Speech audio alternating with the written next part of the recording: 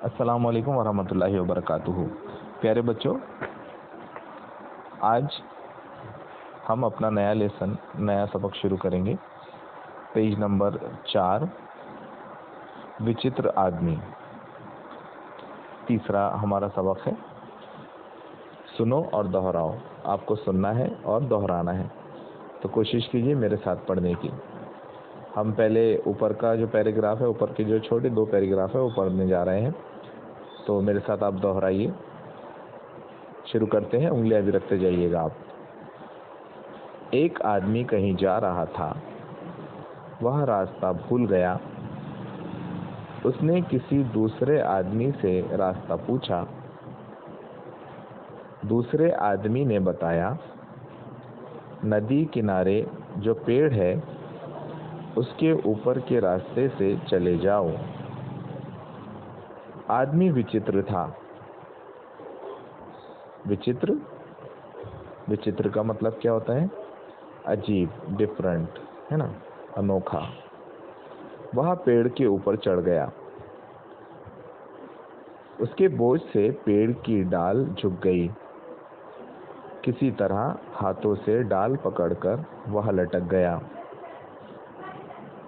उसी समय एक अन्य आदमी घोड़े पर बैठा नदी पार कर रहा था। लटके हुए आदमी ने उसे पुकारा, कृपा करके आप मुझे बचा लीजिए, नहीं तो मैं नदी में गिर जाऊंगा। घुड़सवार दयालु था।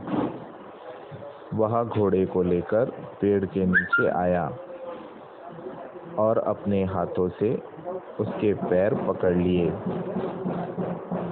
लेकिन उसी क्षण घोड़ा आगे चल पड़ा। बेचारा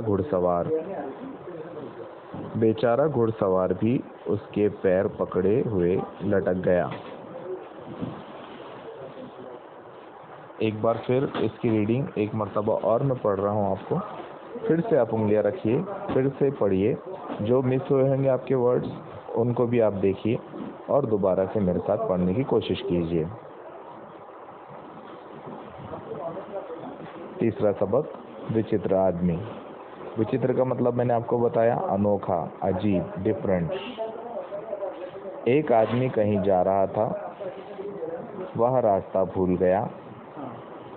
उसने किसी दूसरे आदमी से रास्ता पूछा।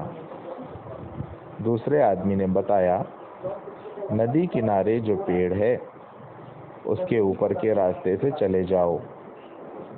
आदमी विचित्र था। वह पेड़ के ऊपर चढ़ गया।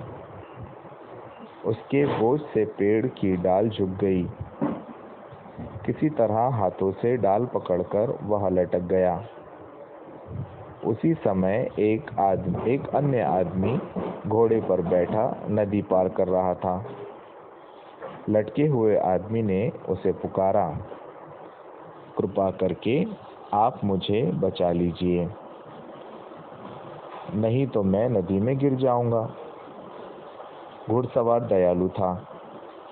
वह घोड़े को लेकर पेड़ के नीचे आया और अपने हाथों से उसके पैर पकड़ लिए। लेकिन उसी क्षण घोड़ा आगे चल पड़ा। बेचारा घुड़सवार भी उसके पैर पकड़े हुए लटक गया। यहाँ तक हमने पढ़ा।